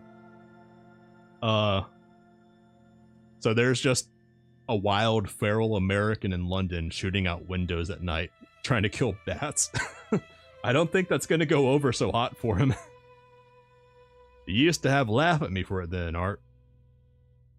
Did you hit it? Asked Dr. Van Helsing. I don't know. I fancy not, for it flew away into the wood. Without saying any more, he took his seat, and the professor began to resume his statement. You don't want to move to another window that doesn't have the window shut out? We must trace each of these boxes, and when we are ready, we must either capture or kill this monster in his lair. Or we must, so to speak, sterilize the earth, so that no more he can seek safety in it. Thus, in the end, we may find him in his form of man between the hours of noon and sunset, and so engage with him when he is at his most weak. And now for you, Madame Mina, this night is the end until all be well. You are too precious to us to have such a risk. When we part tonight, you no more must question. We shall tell you in good time. We are men and are able to bear, but you must be our star and our hope. And we shall act all the more free that you are not in danger, such as we are. Yeah, right? Don't you want to move them from the windows? All the men, even Jonathan, seemed relieved, but it did not seem to me good that they should brave danger, and perhaps lessen their safety, strength being the best safety, through care of me. But their minds were made up, and, though it was a bitter pill for me to swallow, I could say nothing, save to accept their chivalrous care of me.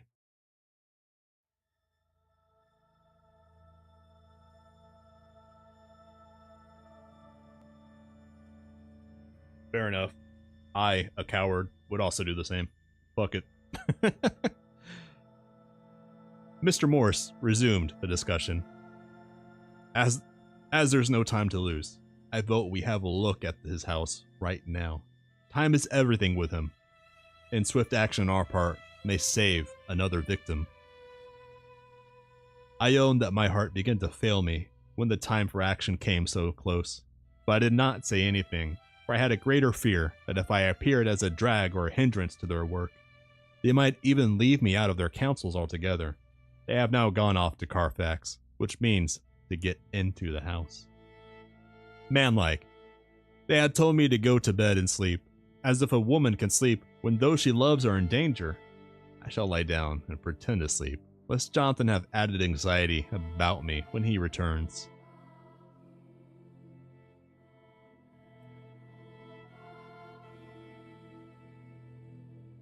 Yeah, they think leaving her alone is better with vampire running around. The thing is, Dracula can't come into the house / insane asylum unless he's invited in. But there's Renfield, who treats Dracula as master, so Renfield's just gonna let Dracula in the second he gets a chance, right? So yeah, I hope Mina stays alright. Continuing to the next day, Dr. Seward's diary on the 1st of October, my birthday! Yay! 4 a.m. That's almost been a month since my birthday. Just as we were about to leave the house, an urgent message came. Losing my ability to talk now. An urgent message was brought to me from Renfield to know if I would see him at once, as he had something of the utmost importance to say to me. I told the messenger to say that I would attend to his wishes in the morning. I was busy just at the moment. The attendant added, "He seems very importunate." Importunate? Do you mean impertinent? That's an incorrect spelling. Maybe it's an old spelling. I have never seen him so eager. I don't know, but what, if you don't see him soon, he will have one of his violent fits. Also, Mina don't know what Dracula even looks like. She might invite him in by accident.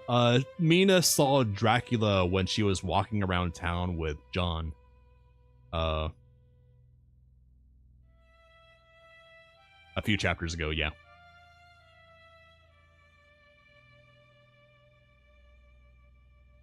Take me with you, friend John.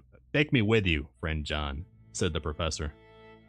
His case in your diary interests me much, and it had bearing, too, now and again on our cause. I should much like to see him, and especially when his mind is disturbed. May I come also? Asked Lord Godalming. Me too, said Quincy Morse.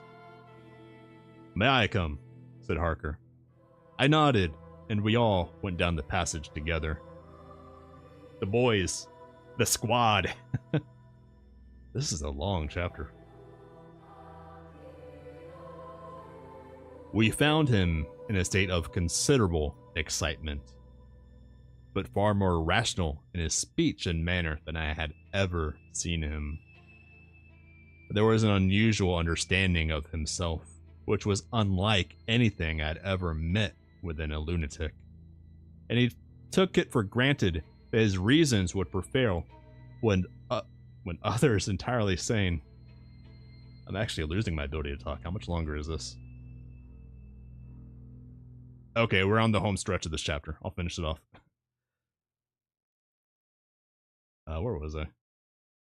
There was an unusual understanding of himself, which was unlike anything I'd ever met within a lunatic, and he took it for granted that his reasons would prevail with others entirely sane.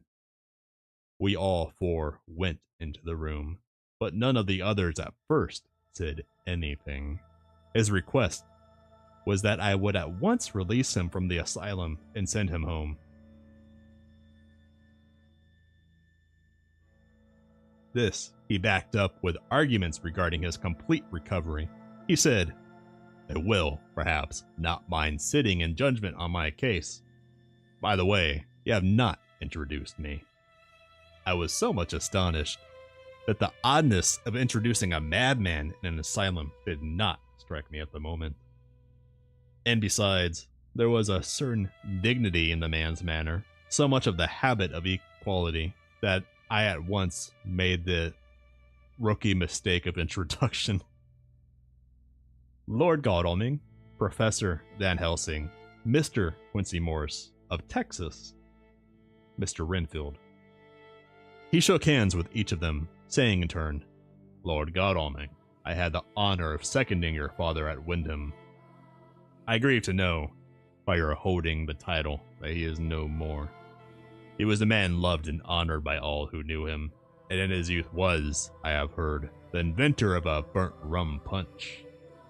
Much patronized on Derby night. Mr. Morris, you should be proud of your great state. Its reception into the Union was a precedent which may have far-reaching effects hereafter, when the pole and the tropics may hold alliance to the stars and stripes. The power of treaty may yet prove a vast engine of enlargement, when the Monroe Doctrine takes its true place as a political fable. What shall any man say of his pleasure at meeting Van Helsing? Sir, I make no apology for dropping all forms of conventional prefix. When an individual has revolutionized therapeutics by his discovery of the continuous evolution of brain matter, conventional forms are unfitting, since they would seem to limit him to one of a class. You, gentlemen, who by nationality, by heredity, or by possession of natural gifts, are fitted to hold your respective places in the moving world, I take to witness that I am as sane as at least the majority of men who are in full possession of their liberties. And I am sure that you, Dr. Seward, humanitarian and medical jurist, as well as scientist, will deem it moral duty to deal with me as one to be considered as under exceptional circumstances. He made this last appeal with a courtly air of conviction which was not without its own charm. He's a talker, that one. That Renfield. I think we all were staggered. For my own part, I was under the conviction, despite my knowledge of the man's character and history, that his reason had been restored, and I felt under a strong impulse to tell him that I was satisfied as to his sanity. It would see about necessary formalities for his release in the morning. My man, my brother in Christ, like less than 24 hours ago when you brought Mina to see him, he ate a bunch of flies and spiders to, quote, clean up his cell. The man is not well.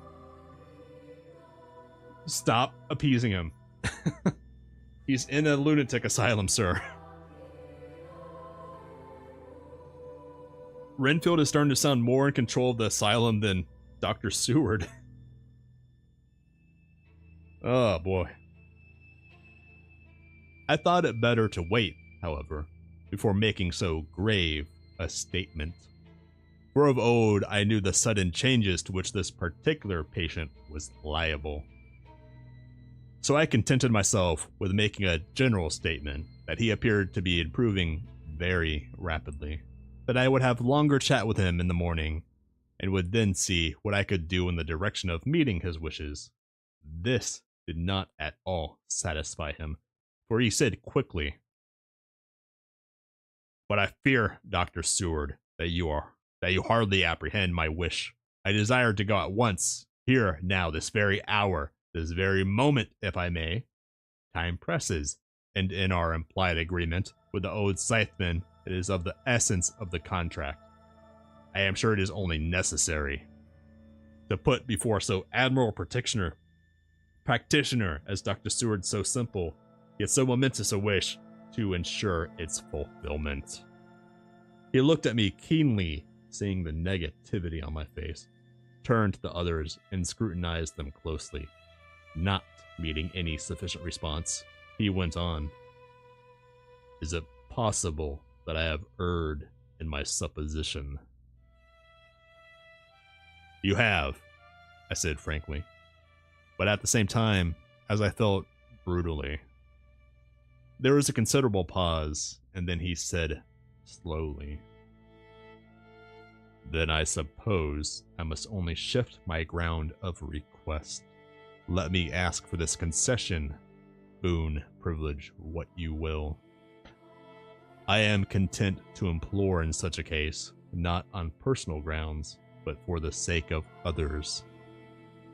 I am not at liberty to give you the whole of my reasons, but you may, I assure you, take it from me that they are good ones, sound and unselfish, and spring from the highest sense of duty. Could you look, sir, into my heart? Would you approve to the full the sentiments which animate me? Nay, more, you would count me amongst the best and truest of your friends." Again, he looked at us all keenly. I had a growing conviction that the sudden change of his entire intellectual method was but yet another form or phase of his madness, and so determined to let him go on a little longer, knowing from experience that he would, like all lunatics, give himself away in the end. Van Helsing was gazing at him with a look of utmost intensity, his bushy eyebrows almost meeting with the fixed concentration of his look. He said to Renfield in a tone which did not surprise me at the time, but only when I thought of it afterwards, for it was of one addressing an equal,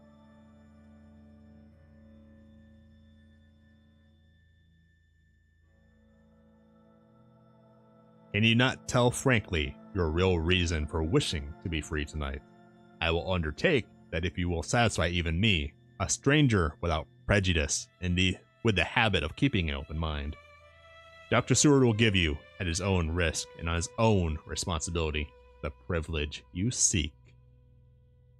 He shook his head sadly, and with a look of poignant regret on his face, the professor went on. "Come, sir, bethink yourself. You claim the privilege of reason in the highest degree. Since you seek to impress us with your complete reasonableness, you do this whose sanity we have reason to doubt, since you are not yet released. Wait. Oh, this is the professor. Wrong voice. You do this, whose sanity we have reason to doubt, since you are not yet released from medical treatment for this very defect. If you will not help us in our effort to choose the wisest course, how can we perform the duty which you yourself put upon us? Be wise and help us, and if we can, we shall aid you to achieve your wish. He still shook his head as he said, Dr. Van Helsing, I have nothing to say. Your argument is complete, and if I were free to speak, I should not hesitate a moment. But I am not my own master in the matter. I can only ask you to trust me. If I am refused, the responsibility does not rest with me. I thought it was now time to end the scene, which was becoming too comically grave, so I went towards the door, simply saying, They've just established that Dracula can go wherever he wants as long as he's invited, and Renfield already calls him master. So it's betting money that Renfield let Dracula into his cell. So Renfield is... Well, they haven't mentioned that Renfield looks like he's losing blood.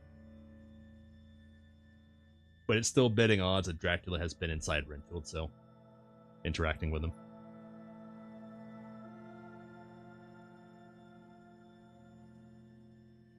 Come, my friends, we have work to do. Good night. As, however, I got near the door, a new change came over the patient. He moved towards me so quickly that for the moment, I feared that he was about to make another homicidal attack.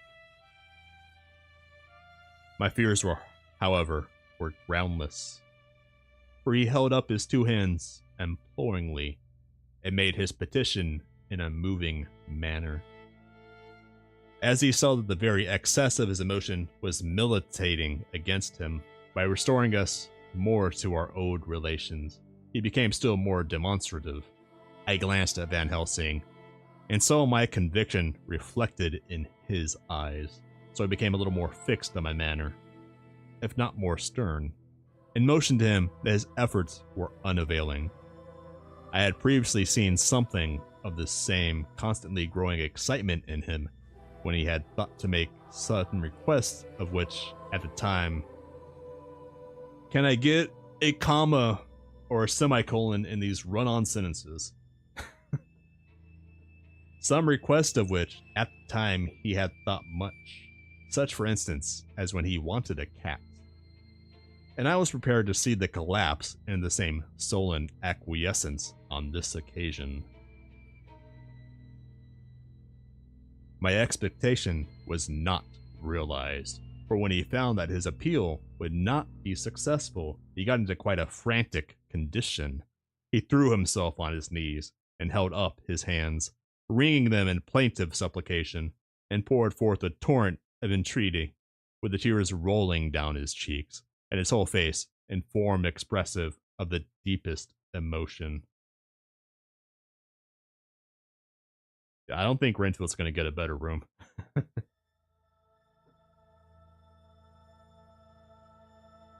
Let me entreat you, Dr. Seward. Oh, let me implore you, and let me out of this house at once. Send me away how you will, and where you will. Send keepers with me, with whips and chains. Let them take me in a strait waistcoat, manacled and leg-ironed, even to a jail. But let me go out of this. You don't know what you do by keeping me here. I am speaking from the depths of my heart, my very soul. You don't know whom you wrong, or how, and I may not tell. Woe is me. I may not tell. By all you hold sacred, by all you hold dear, by your love that is lost, by your hope that lives, for the sake of the Almighty, take me out of this and save my soul from guilt. Can't you hear me, man? Can't you understand? Will you never learn? Don't you know that I am sane, in earnest now, that I am no lunatic in a mad fit, but a sane man fighting for his soul? Hear me. Hear me, let me go. Oh, Dracula has because Dracula is Renfield's master, Dracula is gonna have Renfield kill Lucy. I bet that's what's gonna happen now. Which is why Renfield now wants to be let away so he doesn't have to kill Lucy. Or not Lucy. Doesn't have to kill Mina. Sorry, not Lucy.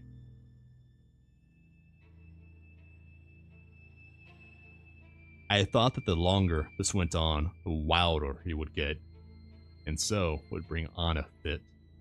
So I took him by the hand and raised him up. Come, I said sternly. No more of this. We have it quite enough already. Get to your bed and try to behave more discreetly. He suddenly stopped and looked at me intently for several moments. Then, without a word, he rose and moving over, sat down on the side of the bed. The collapse had come, as on former occasion, just as I had expected. When I was leaving the room, last of our party, he said to me in a quiet, well-bred voice, "You will, I trust, Dr. Seward, do me the justice to bear in mind, later on, that I did what I could to convince you tonight." That will be it tonight, as I am losing my ability to read, apparently. I can only read for like a good hour and a half or so before I just start mispronouncing and tripping over myself constantly. But that will be it for tonight. Tomorrow, I don't know if it'll be in the evening or late night, but I will be doing a Friday night collab with the captain as usual, along with Jez, and I think we'll have a fourth. Probably Saki, maybe Midi. We'll find out tomorrow. Also not sure what game we're going to play yet. We'll figure it out. Probably going to be Halloween themed or something like that. But I hope everyone has a fantastic Friday. Let me just flip myself around. Take care, everyone. Have a fantastic Friday. Thank you for joining me today for both the Phasmophobia collab. Wait, Phasmophobia, not Phoria. And also Reading More Dracula. I will see everyone tomorrow. Take care, everyone.